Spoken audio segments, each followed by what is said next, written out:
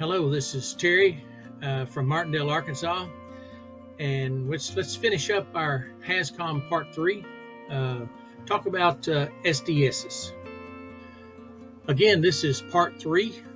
We have HAZCOM Basics, Part 1, HAZCOM Global Harmonization System, GHS, Part 2, and now Part 3, SDSs. What is it about them? How do you look at them? How do you understand them? I'm going to give you some tips where to start and maybe all you need, but I want to show you every bit of it. Now remember, we deal with chemicals every day. This is basic safety, basic HAZCOM at work, but at home we do the same thing. And there's labels on our containers. We usually don't read them, but these chemicals at home can be used safely if handled properly. That's always the key. Now remember, at work there's two things that make it more dangerous, these same chemicals, and it's the quantity and the concentration. And OSHA invented this HAZCOM rule. It was kind of their first one, I think, is kind of why they founded OSHA, because people were working overexposed to chemicals, and it's called the Right to Know program. And now that we've added GHS, we did kind of beef that up a little, and now we call it the Right to Understand. Basic safety in the workplace is what this is about. Now, here's the breakdown of the HAZCOM program. We talked about this a couple of times already, and today it's the SDS. The training part of the HAZCOM program wants to make sure we understand the GHS system, the labels we use in our workplace, and how to use and understand an SDS. And you'll find out a little later, kind of the most important part, once we understand it, is access. How do you get a hold of one? We'll talk about that too. There's standardized 16 sections now. In the old days, when it was MSDS, I've seen 6 and 8 sections, 10 sections, even 16, just hodgepodge. There was no template to go by. Now there is 16 sections, same order every time. These are developed by the manufacturer of the chemical, specific to that chemical that they've made, and they're going to list these in these order. You ready?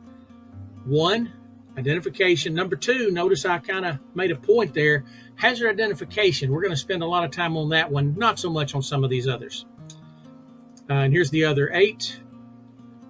So let's go straight into an SDS, just how to understand it. Just a short video here. The name of this chemical, I just picked one out that one of my clients uses, hydrofluoric acid. This is a pretty strong, pretty dangerous chemical.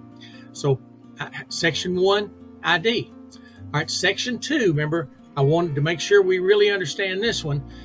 This is going to give us the name of the chemical, the pictures that go along with it, the signal word, hazard statements, and precautionary statements. So here's the kind of the beginning of section 2, and watch what it says. We've got pictograms. Remember, there's 9. The chemical manufacturer looks at the definition of this picture, and if their hazards of their chemical meet that definition, that's the pictograms that go on this SDS, and also the label, of course. So we've got the signal word was danger. There's only 2, danger or warning, and the more severe get danger. Now then there's hazard statements, and they're all numbered, but H300, those don't really mean anything. What we need to know, that's for the chemical manufacturer, maybe the employer. What we need to know is the verbiage. What does H300 mean? Well, fatal if swallowed or in contact with skin. H314, okay, no test on memorizing numbers, but it causes severe skin burns and eye damage. H330, fatal if inhaled. We just need to know what it's about, not a bunch of numbers. We're not going to memorize those. So we've got pictograms, we've got the signal word danger. Now there's some hazard statements, how the chemical can affect you. Now let's look at the precautionary statements. This is how to protect yourself from this chemical. Don't breathe it. Wash your hands thoroughly. Protective gloves if it's potentially get on your hands.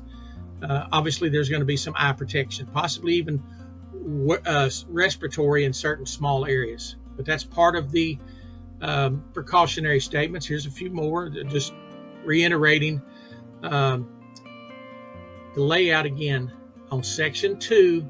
And hear me, if you want to look at an SDS, go to section 2. That's where you're going to find out most of the information you need as an employee working with a chemical. Go to section 2. You'll see the pictograms. You'll see the signal word danger probably on a lot of them.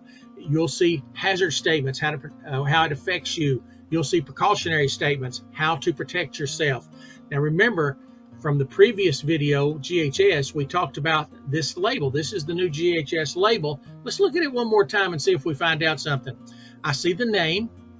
I see pictograms that apply. This is just acetone, simple solvent. I see a signal word danger. I see hazard statements, highly flammable liquid vapor. And then under that, I see precautionary statements. And of course, on the label, there's always a little bit of first aid. But notice what we just looked at. The new GHS label is section 2 from the SDS. And I've already told you, if you need to look at an SDS, if you have some questions, especially about the hazards, go to section 2 or go to the container and look at the label, the GHS label. It is section 2. Just looking at the label may answer every question you've got. Let's get back in line. Now section 3. Remember, you can stop these videos, go back and watch a section over and over and over if you want to.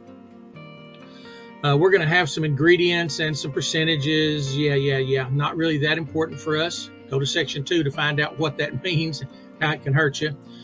First aid is section 4, always section 4, and it goes in pretty good detail. And for this chemical, it concentrates on skin contact, right there you're looking at, and then it's going to move to eye contact. Those are the main two things. And notice on section 4, first aid, down there toward the bottom, I see a note to physician. That may mean that we need to make sure there's access to the hospital if we send somebody there, if they get overexposed, so they can have access to this SDS. Section 5, firefighting. For this chemical, there's pretty much not going to be a fire. This is not a fire. This is an extremely acidic material. But if you had some kind of flammable material, it's going to tell you whether you can use a fire extinguisher, what type, if you can use water, if you need to put out foam, that sort of thing. That's what section 5 will give us. All right, section 6. What if we spill some? I made a couple of notes there underlined. Notify your safety personnel. See your supervisor immediately. Report all incidents, no matter how small. Isolate the area. If you're working in department ABC and you see a forklift moving some drums around and something's leaking out of one of the drums, isolate that area and get with your supervisor. Let's make sure it gets reported and taken care of. Section 7, handling and storage. It's going to tell us about where to store, how to store, keep the containers closed. And it gives us another little note down there. You see it underlined. Can still be hazardous even if the container is empty. There's still vapors in there and residue. Section 8, exposure control. This is where we get our permissible exposure limits. And notice 3 parts per million. That's very small. This is a toxic chemical, especially in a closed up room. You need ventilation, and it talks about ventilation system. And if you need to, it describes the type of respirators you may need. Skin protection and eye protection, critical. This is going over and above even what first aid told us about eye and skin protection. Gives a little more greater detail there. So if you're looking at possible first aid, or you're wondering how you can work around this, and keep in mind, our employers should have already studied this and make sure we have the proper ventilation, the proper PPE that we need. Section 9 is pretty important. I can find out if this chemical floats or sinks in water. I can find out if what the flammable range is of this chemical to know how dangerous this could be, especially in a confined space setting. And you'll notice here on flammability, not applicable, no limits, no lower explosive limits, but it does tell us the pH is like 1, extremely dangerous acidic material. Section 10, this can come in handy in storage, reactivity, chemical stability, and that means stable at normal conditions. And it tells us a temperature there, we need to stay at room temperature, like 68. In other words, we can't store these drums or totes out on the dock at the warehouse where in August where the heat's up out there, that would be a bad idea. Section 10 also gives us right in the middle of the page underlined incompatible materials. What to keep this away from. That's always a good section to look at. If you have several chemicals in your work area and one of them is considered pretty dangerous, hey, go to section 10. Look at what's incompatible. Make sure that the other chemicals you're working with aren't on that list. Section 11, just toxicological. It says poison, danger, corrosive, extremely hazardous liquid and vapor, severe burns, potential health effects. It gives us some of those. If inhaled or swallowed, can cause fluoride poisoning. A lot of symptoms there. Now, let's look at another part of section 11, a little more detail. What if you breathe it? Severely corrosive to the respiratory tract, ingestion, swallow it, sore throat, abdominal pain, digestive tract, skin and eye contact, corrosive to the skin. I mean, this is something like strong battery acid if it got on your skin. Even more dangerous than sulfuric acid or something. Eye contact, very corrosive to the eyes, can cause permanent damage. Chronic exposure, there's your acute and chronic. The chronic means low dose over a long period of time.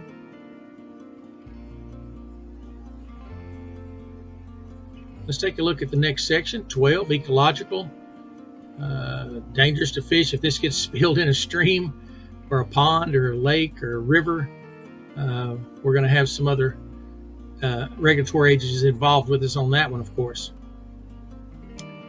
National Response Center can come into play pretty quickly. Section 13, disposal. How do you get rid of it? Well, this is always just a cop-out section, and it just tells us to follow the approved RCRA, local, state, federal. That's your EPA's RCRA hazardous waste rules.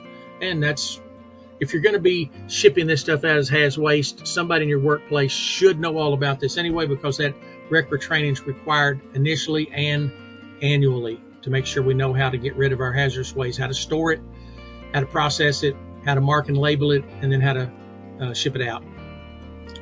Section 14, again, this is going to be select few in your workplace, possibly somebody trained for DOT shipping. And here's the transport information, section 14, and I summed it up at the bottom, and here's the proper shipping description. It's going to be the number of the chemical. Remember, all chemicals have a 4-digit ID number, and then the proper shipping description: number, name, hazard class, packing group. And then at the very bottom, I've got it listed. There's UN 1790, hydrofluoric acid. Primary hazard class is 8, corrosive, but it also carries a subsidiary of 6.1, poison, toxic, and packing group 2. And the packing groups are Roman numerals 1, 2, 3. 1 is great danger, 2 is medium danger, 3 is minor danger. So here's our proper shipping description. And if it is something we use up and have to ship off as waste, we would just put the word waste in that shipping description somewhere. So it'd be, instead of 4 parts, it'd be 5. Okay, section 15 and 16, really just barely a little bit of regulatory, and always a disclaimer saying, hey, we did the best we could to compile this information. That's what that is. So again, the most important part of this section that you're watching, this video, is SDSs. But how do you access your SDS? Well, in the old days, every workplace had some books hanging out in the wall by the break room or in production. We could go look them up. They're supposed to be like in alphabetical order, numeric order. Most of the time they're out of order. And nowadays, most people are using some kind of internet or computer setup where you can just pull up your intranet, your internal, and go to some section, click on it, and it'll take you right to your SDS. Just type in a number, a name, boom, it comes right up on your screen. And even in those cases, the easiest thing you can do, and most companies, this is how they do it, see your supervisor and we'll go pull one up. And they'll have somebody readily to pull something up for you. So access, make sure you understand what access is at your place. If you're not sure, ask your supervisor now when you finish this video. Where are the books located? How do I get to the computer to pull this up? What are the steps? And just have them show you or just pull it up for you. But also remember, if you need to look at an SDS, what did I tell you? Start with section 2. And the shortcut to that is look at the GHS label on your containers. That is section 2. So you've got the label, you've got access to your SDS, and that can help you find out all the information you need about the chemicals that you work with. And again, this is Terry. I'm in Martindale, Arkansas, McHenry Creek Fishers, and just trying to put together a little bit of basic information for you, help you out, just kind of a refresher on some of these courses, or maybe it's the first time you've ever been exposed to this. But HAZCOM, I got 3 videos, part 1, part 2, part 3. So be sure and watch all 3 of them if you're in a situation where you need to understand this, and just pull up, you can go to my website, hold your cursor over the YouTube channels and click on safety, and all my videos are going to pop up there.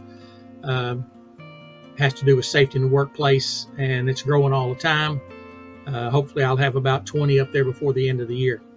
Anyway, Terry signing off, and I will see you next time. Thanks, and have a fun day.